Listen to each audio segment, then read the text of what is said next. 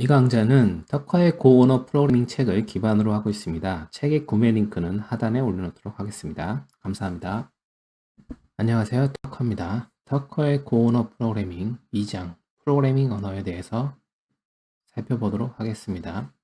저번 시간에 저희가 컴퓨터 원리에 대해서 살펴봤는데요. 이번 장에는 프로그래밍이란 무엇이고 프로그래밍 언어란 무엇인지 살펴보도록 하겠습니다. 결국에 프로그램이란 원하는 명령을 원하는 순서대로 실행될 수 있도록 적어 놓은 문서입니다. 원하는 명령이라고 했을 때 누가 원하는 거냐? 이거는 프로그래머가 원하는 거죠. 프로그래머가 원하는 명령, 이 명령이라는 건 다른 게 아니고 연산입니다. 연산이라는 건 별게 아니라 계산이죠, 계산. 사칙연산, 더하기, 빼기, 곱하기, 나누기. 이런 명령을 원하는 순서대로 실행될 수 있도록, 그러니까 이 순서라는 건 저번에 얘기했죠. 컨트롤, 제어라는 거죠. 제어는 두 가지가 있는데 분기가 있고 반복이 있다고 말씀드렸죠. 자, 원하는 순서대로 실행될 수 있도록 어디서 실행되죠? 컴퓨터에서 실행될 수 있도록 적어놓은, 뭘 적어놨죠? 명령을 적어놓은 문서, 결국에는 도큐먼트. 그러니까 프로그램이라는 게 별게 아니고 문서라는 게 결국에는 문서, 도큐멘트예요. 문서예요. 프로그래밍은 문서인데 프로그램이라는 것은 문서라는 거예요. 이 문서를 만드는 거를 프로그래밍이라고 합니다. 프로그래밍. 그리고 이 문서가 적힌 언어, 어떤 언어, 문서는 어떤 언어로, 영어로 적혔냐, 뭐 한국어로 적혔냐 이렇게 나눠지죠. 그 언어를 바로 프로그래밍 언어라고 합니다. 자, 그러면 이 도큐먼트는 독자가 누군가요? 독자. 그러니까 이 문서를 실행하는 주체가 누굽니까? 바로 컴퓨터입니다. 그러니까 컴퓨터가 이 문서를 읽어서 그 문서에 적힌 대로 실행하는 거예요. 그러면 컴퓨터가 문서를 읽어야 되겠죠? 근데 컴퓨터는 문제가 0하고 1밖에 몰라요. 컴퓨터가 문자를 읽거나 뭐 그 문자를 해석한 능력은 지금 AI가 아무리 발달해도 어렵죠. 그 옛날에는 불가능했어요. 컴퓨터는 0하고 1밖에 모릅니다. 이 상황에서 어떻게 컴퓨터에게 명령을 내릴 수 있을까요? 그거에 대해서 한번 생각해 보겠습니다. 자, 초기 프로그램에 대해서 살펴보죠. 만약에 우리가 3과 4를 더해라 라는 명령을 내리고 싶어요, 컴퓨터한테. 그러면 컴퓨터는 0과 1밖에 모르기 때문에 어떻게 하느냐? OP 코드라는 걸 만들어요. OP 코드. OP 코드라는 건 오퍼레이션 코드라는 거예요. 오퍼레이션이라는 건 명령이라는 뜻이죠. 그러니까 add라는 A, D, D 요거를 컴퓨터가 못 알아듣기 때문에 add를 어떤 숫자로 변환하는 거예요. 숫자로. 그러니까 가령 add는 3이다. 이렇게 변환하는 겁니다. 3이 들어오면 add다. 이렇게 변환하는 거예요. 그럼 3은 이진수로 0, 0, 1, 1이거든요. 그러니까 0, 0, 1, 1이 입력되면 이건 add로 간주한다. 이렇게 하는 거예요.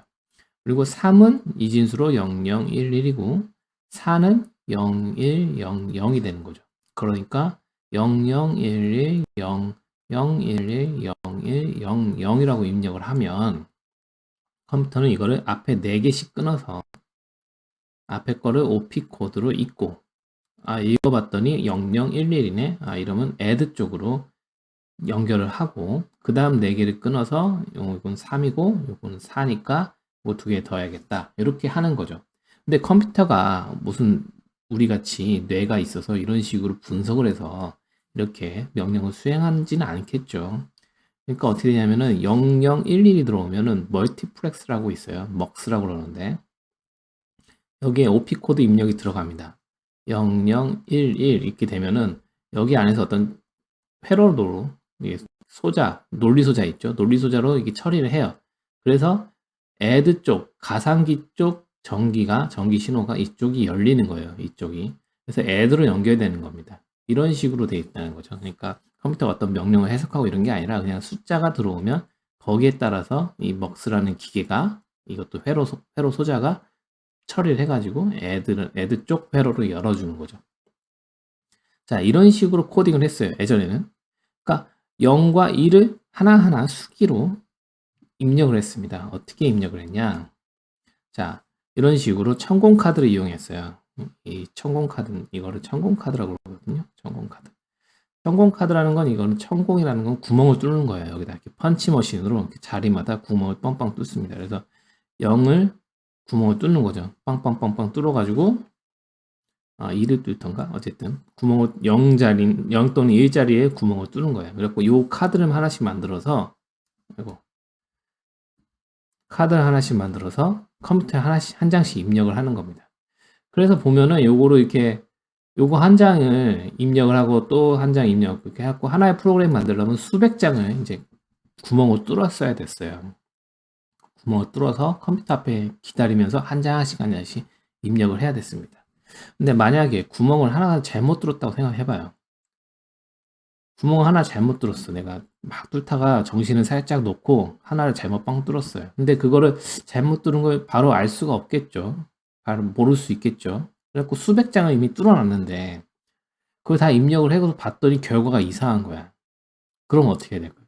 어디가 잘못 뚫었는지 그걸 수백 장을 다 일일이 검사를 해야 되겠죠. 그 차라리 그 검사하는 것보다 새로 다시 뚫는 게 더 나을 수도 있었을 거예요. 그 초기 프로그램은 이런 형태로 돼 있었어요. 그래서 0과 1을 구멍을 뚫어서 직접 입력을 했다. 이게 초기 프로그래밍의 모습이었습니다. 초기에 프로그래머들이 하는 일이 바로 이런 일이었고요. 그러다가 어셈블리어라는 게 등장했는데 이제 모니터, 단말기죠. 모니터와 키보드라는 기계가 만들어지면서 이제 모니터를 보고 키보드로 문자를 입력할 수 있게 되었어요. 그래서 어셈블리어라는 놈이 등장했는데 자, 이런 식으로 휴먼 리더블, 그러니까 인간이 읽을 만한 정도의 명령을 입력할 수 있게 되었어요. 요걸 읽어보면 그냥 익히죠. add, 더해라. 3과 4를 더해라. sub, 빼라. 5와 3을 빼라. move, 이거는 복사라고 보시면 돼요. 값을 복사해라. cx, 이거는 뭐 레지스터 이름입니다. cx란 레지스터에다가 1의 값을 복사해라. move ax라는 레지스터에다가 0의 값을 복사해라. 뭐 이런 식으로 명령을 적을 수 있게 되는 거죠. 키보드를 통해서 화면에.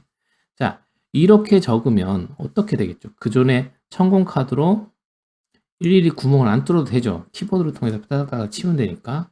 그리고 내가 입력한 명령어들이 보이죠. 눈으로. 검토를 할 수 있는, 그러니까 입력을 하기 전에 전체를 검토할 수 있는 거예요. 천공 카드로 구멍을 뚫린 거를 다 검토하려면 엄청 힘들겠죠. 근데 이거는 인간이 읽을 만한 문자로 되니까 검토가 되는 거죠. 자, 그러면 이 어셈블리어가 컴퓨터에 입력이 되면 컴퓨터는 이걸 어떻게 처리할까요?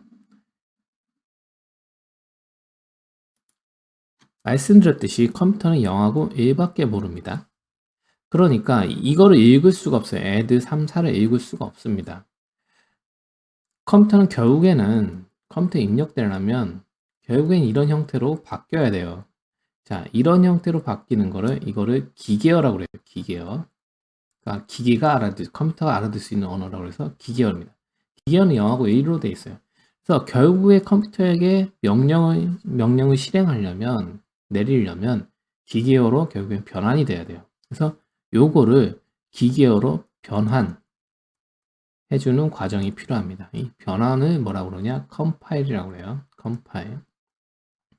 컴파일이라는 건 결국엔 인간이 읽을 수 있는 요 형태의 프로그래밍 언어를 코드라고 그러죠. 이거를 코드. 프로그래밍 코드를 기계어 형태로 변환해 주는 과정입니다. 그래서 요걸 보면은 그대로 변환을 해요. 그러니까 add, 어셈블리어 같은 경우는 add가 이제 OP 코드가 0011이니까 요걸로 변환을 하고 그다음에 3은 또 이렇게 가서 0012, 3은 이진수로, 4는 이진수로 0100 이렇게 변환이 되는 겁니다. 그래서 어셈블리어는 1대1 변환이 돼요. 그러니까 명령 하나가 컴퓨터에 들어가는 명령 한 줄이 되거든요. 그러니까 그리고 명령어가 바로 OP 코드로 변환이 되니까 바로바로 변환이 되는 거죠. 자, 이런 식으로 코딩을 했었어요. 그러니까 기존의 천공 카드에 구멍 뚫던 프로그래머들이 이 어셈블리어가 등장하고 나서 굉장히 행복했겠죠. 근데 문제는 이 어셈블리어도 문제가 있다는 거죠. 무슨 문제가 있냐? 어셈블리어는 요 명령 하나하나가 다 컴퓨터의 OP 코드랑 1대1 매칭이 돼야 돼요. 그러니까 컴퓨터에 명령을 내리는 거를 그대로 다 적어 줘야 된다는 거죠. 그런데 요렇게 명령을 적다 보니까 뭐 일일이 하나씩 다 적어야 되는 거죠. 일일이. 그래서 굉장히 복잡해진다. 그러니까 다른 프로그램을 하나 만들려고 해도 굉장히 복잡해지고 좀 고급 기능들을 사용할 수가 없다. 그러니까 현대 프로그램 언어들은 고급 기능이 굉장히 많아요. 그러니까 가령 예를 들면 객체라든가 나중에 설명하겠지만 메서드라든가 뭐 등등등등이 많죠. 람다라든가 뭐 등등 고급 기능이 많아졌죠. 근데 이런 기능들은 어셈블리에서는 할 수가 없다는 거죠. 왜냐하면 이거는 컴퓨터가 읽어드리는 OP 코드 기반으로 돼 있기 때문이에요. 그래서 등장한 게 이제 고수준 언어들이 등장하기 시작했습니다. 고수준 언어는 뭐 C 언어라든가 C++, 자바, 뭐 파이썬 등등등이 전부 그러니까 어셈블리어를 제외하고 나머지 언어들이 다 고수준 언어라고 보면 돼요. 그래서 어셈블리어를 뭐라 그러냐? 저수준 언어라고 합니다. 저수준 언어. 나머지는 고수준 언어. 그리고 0과 1로 되어 있는 거를 기계어라고 합니다. 자, 그래서 고수준 언어가 등장을 하게 됐어요. 고수준 언어로 만들어진 코드를 보면 인간이 읽을만 하고 동작을 예상 가능합니다. 그래서 이걸 보시면은 print ln hello world 이렇게 돼 있으니까 화면에 hello world가 찍히겠구나 라고 인식을 할 수가 있는 거죠.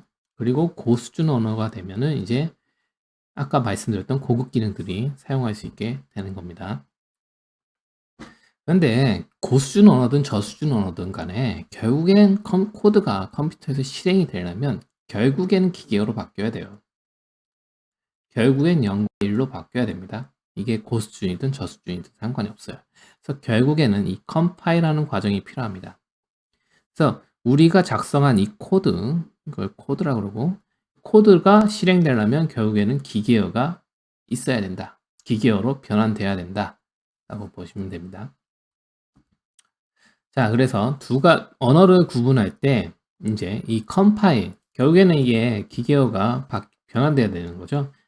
이 변환되는 시점이 언제냐에 따라서 정적 컴파일 언어와 동적 컴파일 언어로 나눠집니다.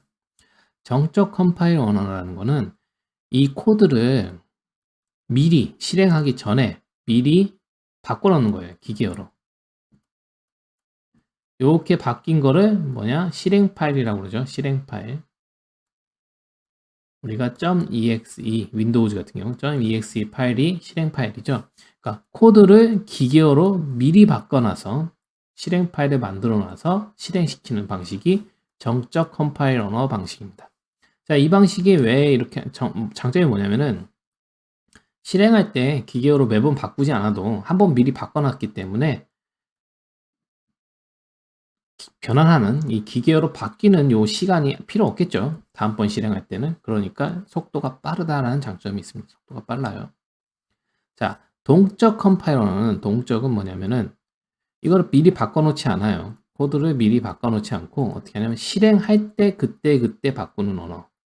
실행할 때마다 기계어로 바꾸는 언어. 이거를 동적 컴파일 언어라고 해요. 동적 컴파일 언어. 자, 그러면 얘는 장점이 뭘까요? 동적 컴파일 언어의 장점은 뭘까요? 정적 컴파일 언어는 미리 바꿔놓고 하니까 빠르죠. 근데 왜 얘는 동적으로 그때그때 바꾸냐라는 문제가 있어요.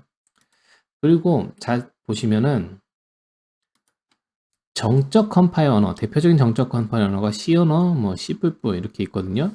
고도 정적 컴파일 언어입니다. 자, 그런데 동적 컴파일 언어, 고는 뭐 나중에 나온 거니까 대표적으로 뭐 자바, 파이썬 등등등이 있는데 얘가 C 언어가 먼저 나왔어요. 이전에 나왔고 나중에 나온 게 자바, 파이썬 이런 애들입니다. 그러니까 정적 컴파일 언어가 속도가 빠른 정적 컴파일 언어가 먼저 나오고 나중에 동적 컴파일 언어가 나왔다는 거예요. 속도가 느린데 정적보다. 그러면 왜 느림에도 불구하고 나중에 나왔을까?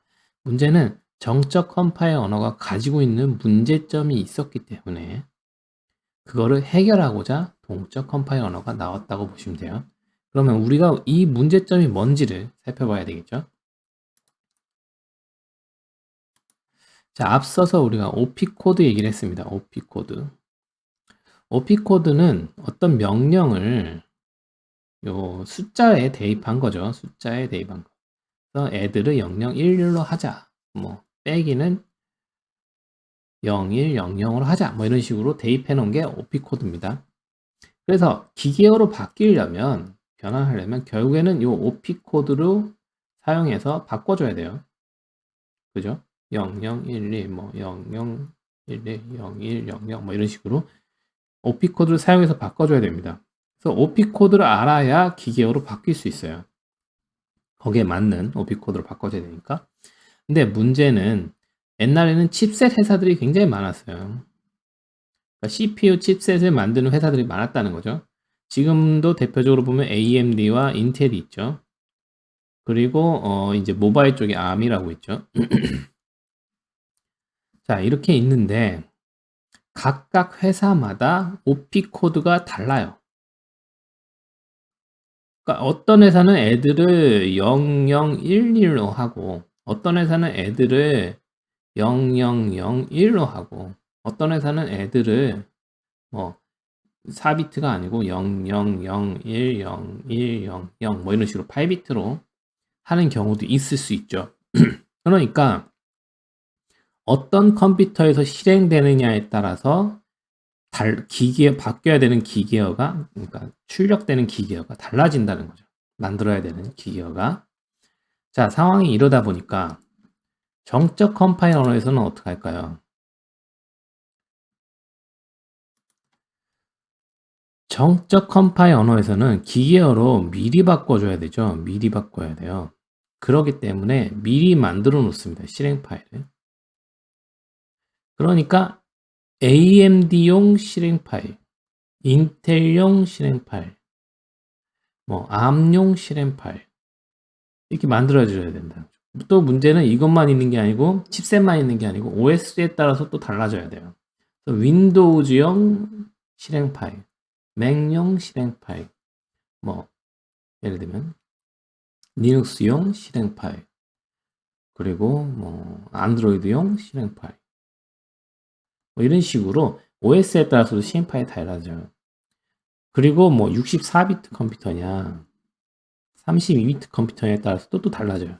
그러니까 곱하기가 들어가는 거죠. 만들어야 되는 기계어 그 실행 파일 개수가 이 플랫폼에서 다 실행을 하려면 그래서 64비트 AMD냐 AMD 뭐 윈도우즈냐 뭐 64비트 인텔인데 맥이냐 뭐 이런 식으로 각각에 따라서 다 만들어져야 되기 때문에 여기 나온 것만 봐도 2, 3, 셋, 넷, 4개죠. 그러니까 12, 24개의 그 각 플랫폼마다 실행 파일을 따로따로 다 만들어줘야 되고 이걸 만드는 사람도 문제지만 받아 쓰는 사람도 문제죠. 자기 플랫폼에 맞춰서 실행 파일을 다운받아서 실행을 해야 되는 거예요. 그러니까 너무 복잡하다라는 거죠. 그래서 이런 문제가 있기 때문에 동적 컴파일 언어는 어떻게 하냐면은 그럴 거 없이 코드만 가지고 그러니까 코드만 다운받으면 동일한 코드만 다운받으면 똑같은 코드만 다운받으면 얘가 실행되는 시점에 플랫폼을 분석을 하는 거죠. 내가 어떤 플랫폼에서 이게 실행되고 있는가. 그래서 얘가 봤더니 64비트 AMD 윈도우즈야. 자기가 실행 딱 할 때 보니까. 그러면은 여기에 맞춰서 기계어를 그때그때 변환을 하는 거죠. 그러니까 동일한 코드만 가지고 어떤 컴퓨터에 갖다가 실행을 해도 똑같이 실행될 수 있도록 하자라는 게 동적 컴파일 언어의 목적입니다. 그러니까 정적 컴파일 언어에 그런 문제가 있기 때문에 동적 컴파일 언어가 나온 거라는 거죠. 근데 고는 정적 컴파일 언어입니다. 그러니까 고는 가장 나중에 나온 언어인데 왜 정적으로 다시 돌아갔냐? 그러니까 동적 컴파일 언어가 대세가 됐어요. 옛날에 C, C++ 나오다가 이제 자바가 나오고 파이썬이 나오고 하면서 동적 컴파일 언어가 대세가 됐습니다. 동적 컴파일 언어가 다시 대사가 되는데 고는 다시 정적으로 돌아간 거죠. 왜 정적으로 돌아갔을까? 역시 속도를 무시할 수 없기 때문입니다. 그리고 현재 플랫폼 상황이 옛날보다 많이 단순해졌어요. 지금 64비트냐 32비트냐 하고 이제 칩셋 부분은 이제 문제가 많이 사라졌어요. 물론 지금도 칩셋에 따라 다른 컴파일을 해야 됩니다. 근데 칩셋은 문제가 많이 사라졌다. 그리고 OS에 따라서도 다른 컴파일을 해야 되는데 OS 종류가 옛날보다 많이 적어졌어요. 그러니까 옛날에는 OS만 해도 여러 종류가 많았거든요. Sun도 OS를 만들었고 OS2라는 IBM도 OS를 만들었고 그러니까 뭐 선의 솔라리스, IBM의 OS2 뭐 등등등 많은 OS가들이 있었는데 지금은 딱 3개 있죠.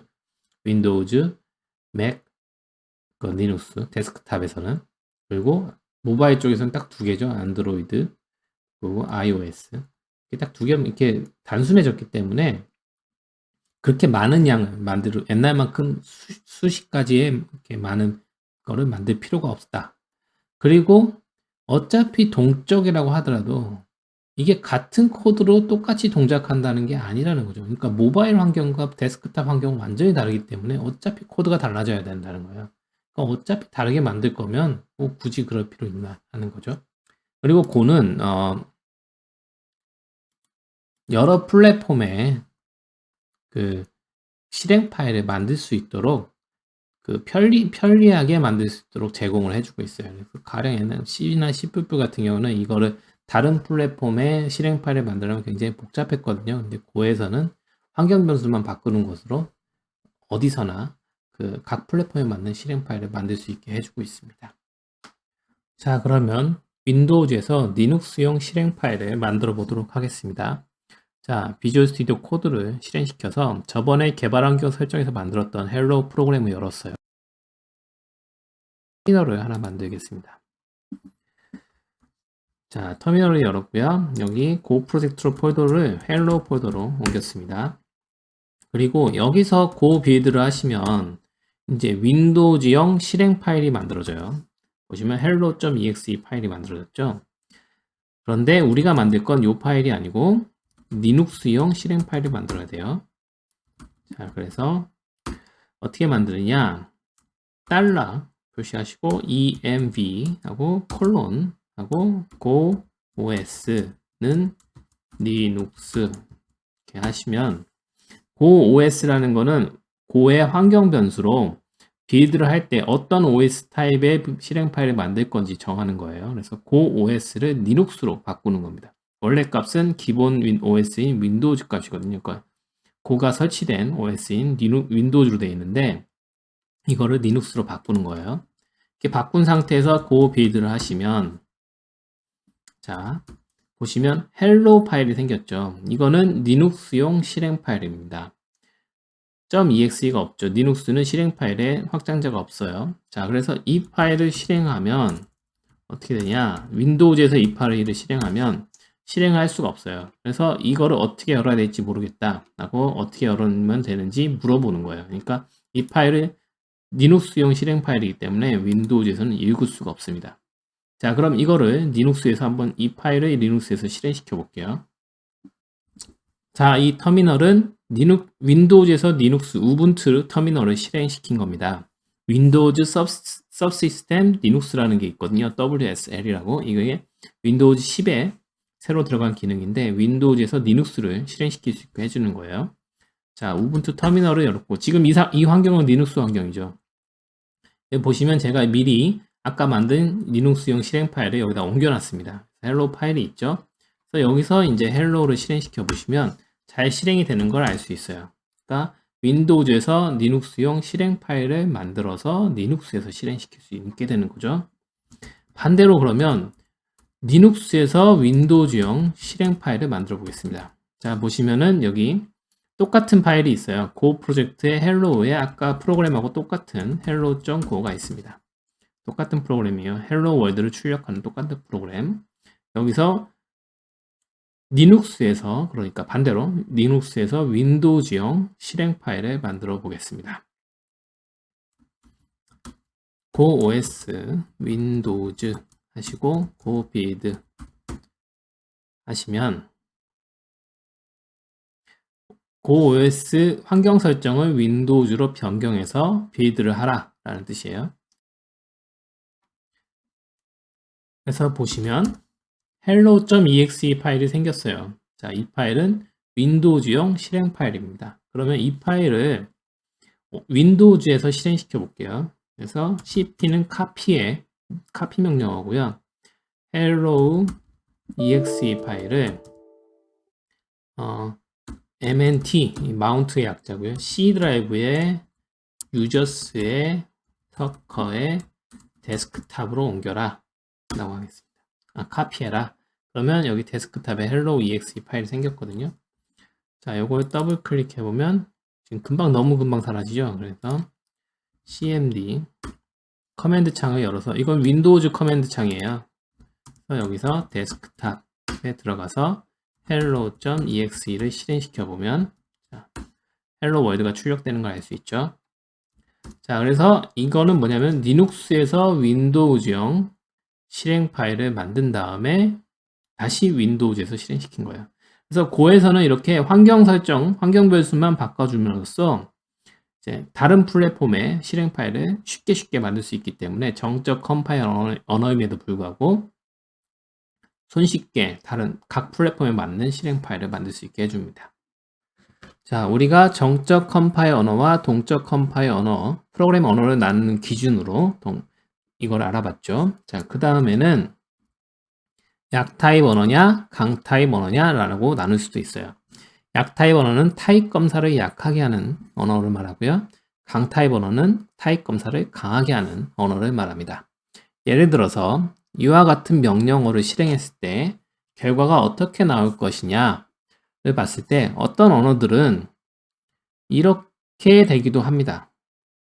그러니까 앞에 요거 문자열하고 요 뒤에 숫자가 있는데 요거를 문자열로 바꿔서 그 문자를 서로 더하기, 합산해서 12, 12 이렇게 하기도 해요. 이렇게 하는 언어들도 있습니다.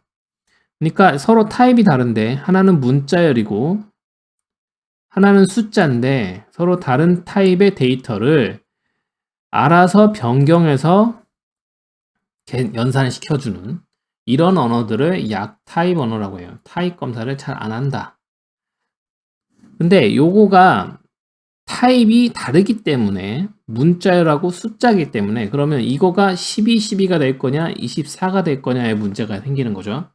얘를 숫자로 먼저 바꿔서 12로 바꾸고 여기는 12를 더해서 24로 할 거냐, 아니면 얘를 문자열로 바꿔서 12로 해서 두 문자열을 합산해서 12, 12로 할 거냐, 문자열. 이건 달라지는 거죠. 그러니까 이걸 어떻게 해야 될지 모르겠으니까 그냥 에러를 해버리면, 그러니까 타입이 다른 건 서로 계산할 수 없다 라고 에러를 해버리는 거는 언어를 강타입 언어라고 합니다. 자, 약타입 언어 중에서도 이거를 아예 에러 처리하는 언어들도 있어요.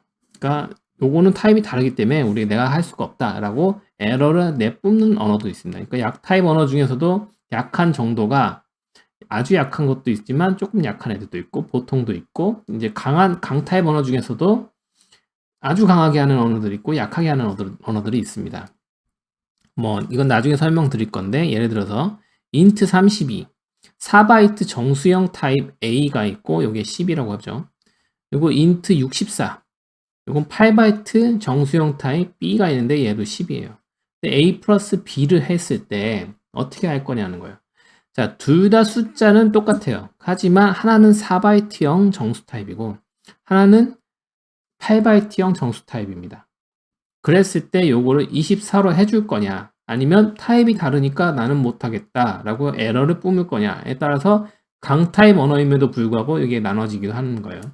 또 예를 들면 12 더하기 3.14라고 했을 때 이거 뒷부분은 실수입니다. 실수.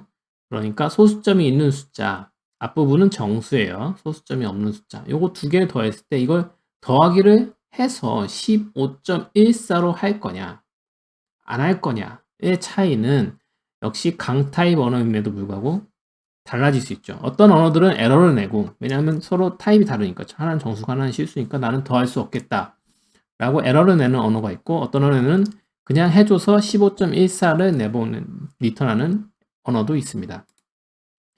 그래서 강 타입 언어 중에서도 아주 강하게 검사하는 언어들이 있고, 약 타입 언어 중에서도 아주 약하게 하는 언어들도 있고, 그러니까 아주 약한, 보통 약함, 그리고 강 타입도 보통 강함, 아주 강함, 뭐 이렇게 있었겠죠.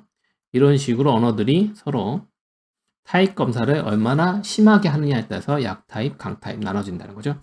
자, 그럼 고는 어떤 언어냐? 고는 최강 타입 언어라고 볼 수 있어요. 최강 타입 언어. 그러니까 강 타입 중에서도 아주 강한 타입 언어입니다. 그래서 타입이 다르면 무조건 연산이 안 돼요. 타입이 다르면 그게 같은 정수든 같은 실수든 상관없이 무조건 연산이 안 된다. 그래서 최강의 타입 언어입니다.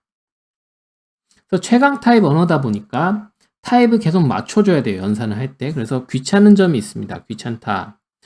하지만 타입이 다른 두 가지 데이터를 연산했을 때 생길 수 있는 문제들이 있거든요. 이건 나중에 강의가 진행되면서 차차 얘기를 할 건데, 이 문제들이 미연에 방지된다. 그러니까 아예 안 돼요, 이거는 고에서는. 그러니까 이 문제들이 미연에 방지된다는 장점이 있습니다. 자, 여기선 이런 정도 넘어가고 다음번에 좀 더 얘기를 해보죠.